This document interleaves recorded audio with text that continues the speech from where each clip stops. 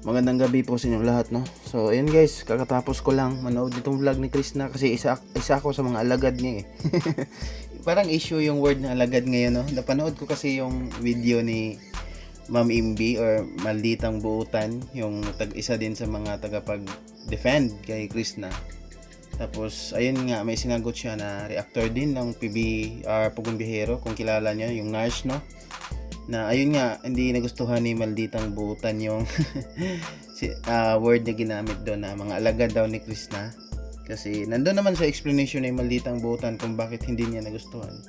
Kaya yun, pinanood ko na lang kanina kung saan napunta yung sinabi ko, no? Kakapanood ko lang naman itong vlog ni Krishna. Pero ayun, share ko lang, no? Kung hindi niyo napanood yung video ni Malditang Buutan. Kaya yun, pinanood ko yung video ni nurse, yung nurse na reactor din na ni Pugong Bihero. Yun, sabihin ko na yung pangalan, kilala nyo naman eh, yung nurse Nora. So kino-content pa rin paral niya hanggang ngayon si Krishna, no? Tapos yun nga, yung ginamit niyang word doon sa mga supporters ni Krishna or taga depensa ni Krishna is mga alagad siguro. Kasi yung mga supporters kasi, ako alagad din ako ni Krishna kung yun yung gusto niya, na tayo mga supporters ni Krishna na nagsubaybay doon sa kay Krishna is alagad daw. So ayun, isa na ako doon. So tayo daw siguro, napansin siguro ni ma'am na may mga supporters din talaga si Krishna or mga alagad na lang yung term na gamitin natin as tayong supporter ni Krishna, kasi yun yung tawag niya sa atin, mga alagad daw ni Krishna.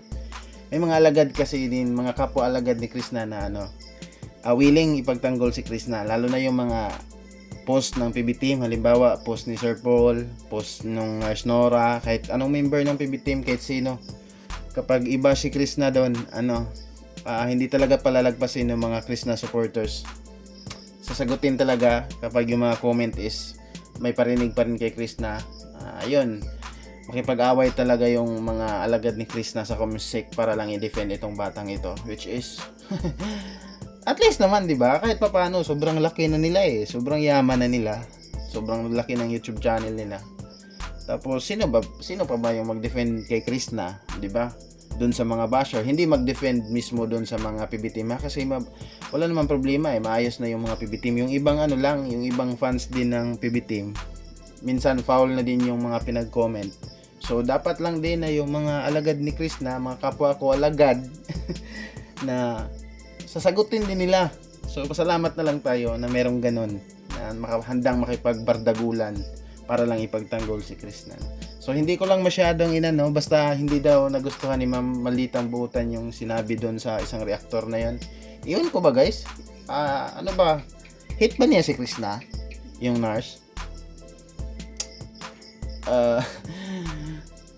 Ayaw ko kasing kasi tingin ko doon sa kay ma'am, yung reactor ng nagre-react sa PB team, hirap hirap patulan yung mga ganon.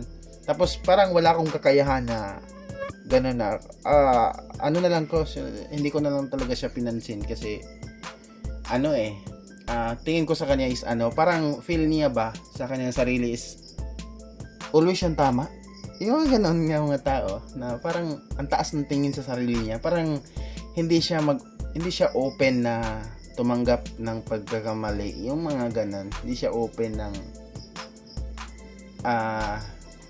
parang gusto niya na siya lagi yung tama, siya yung mga ganon ba? Basta hirap, hindi mga gayang tao ng nabulol ako guys. Mga ganon tao na lang, hindi na lang, ang dapat gawin doon is hindi na lang pansinin. Kasi mahirap yung kalabanin. Ikaw na lang yung mas stress. So ayan na. Alagad na pala tayo ni Krishna ngayon. So okay lang naman. Alagad. So ayun. So mga hindi pa nakapanood itong video ni Krishna, ayun, panoorin nyo guys. At kung pwede, sa mga available dyan, pwede nyo ulit-ulitin. Ang sa ganun, ulit-ulit din yung ads na. So ayan, dito sa video, ayun, may nag-comment nga. Mga alagad ni Krishna, tara, nood na tayo guys sa mahal nating si Krishna. Ayun, attack. Mga kapwa ko alagad ni Krishna, attack! Manood na tayo. Natawa na lang ako eh. No? Hanggang ngayon pa rin, hanggang ngayon din pala, no? Nagta-topic pa rin pala din siya tungkol kay Krishna. Siguro, doon naman sa kanyang comment section, sa yung kanyang mga video na tungkol kay Krishna, marami din doon na, syempre, expected na yon na mga nagbabas din kay Krishna, syempre, pumabor doon sa pinagkomenta nila yung mga comment. So, iwan ko ba? No? Nahati na yung mga fans. Pero may iba lang ako ang napansin sa mga nagko-comment ng negative din kay Krishna sa mga ibang post. Na nagko-comment din dito ng positive, ng magandang comment dito sa vlog ni Krishna, sa mga post ni Krishna. Parang nalilito sila eh. Kumbaga, parang doble kara. Depende na lang kung sino yung pinanood nila. Tapos, ayun, yung comment nila, papabor doon. Tapos, kung kabila naman yung pinanood nila, doon, ang comment naman nila, maganda naman tungkol doon. Hihi! Pero ngayon, si Krishna, namigay na ng school supply. Pero, ayun mga, hindi pa kompleto yung nabili niya. Pero, sa bagay, sabi nga ni Krishna, hindi pa buo. Pero, mga next day is bibili naman siya kung ano yung mga kulang na requirements. Okay naman yun kasi yung mga elementary pa naman, hindi tapos open mag-o-open pa lang yung klase, di ba? So hindi pa gaanong daming school supply na kailangan. Kasi kadalasan talaga malalaman kung ano yung school supply na dapat bilhin pag mga first week sa pagbukas ng klase. Yun, doon na sasabihin ng guro kung ano yung mga dapat nilang mga bilhin, mga kailangan nila. So siguro yun doon din bibili si Krishna kung ano man yung kulang sa nabili nila, no. So again, congratulations kay Krishna, no, kasi success na naman kahit hindi ito pagcha-charity kasi kadugo yung binigyan niya, pero malaking achievement na po yan, no, para sa atin, lalo na para kay Krishna kasi sarap kaya sa feeling na ganun, no. Naka-experience na din ako niyan guys nung unang work ko pa lang, tapos grabe yung unang work mo pa lang guys, no, tapos may sahod ka. Gusto mo na talagang unang sahod mo, gusto mong manglibre lahat sa mga taong mahal mo, yung mga ganun, mga kapatid mo, pamangkin, pinsan, gusto mong manglibre kahit unang sahod pa lang, at sobrang sarap sa feeling na nakapagbigay ka sa kanila. So ayun. Dito sa comment may nag-reply dito, mga alagad ni Krishna, tara nood na tayo guys sa mahal nating si Krishna.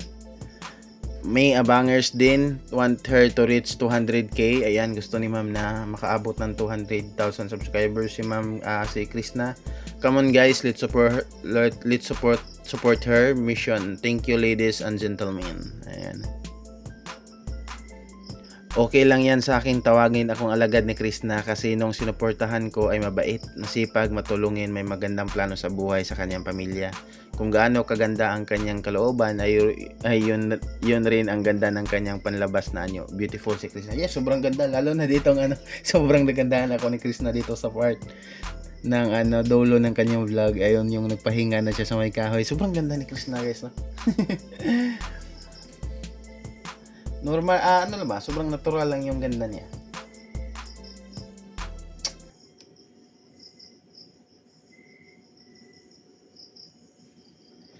Sabihin man nila na alagad ako, tayo ni Krishna, wala silang paki sa atin. Basta tayo, itahimik lang at hindi naninira tulad ng iba dyan, lalo na yung matandang ulyani na nasa kabilang mundo.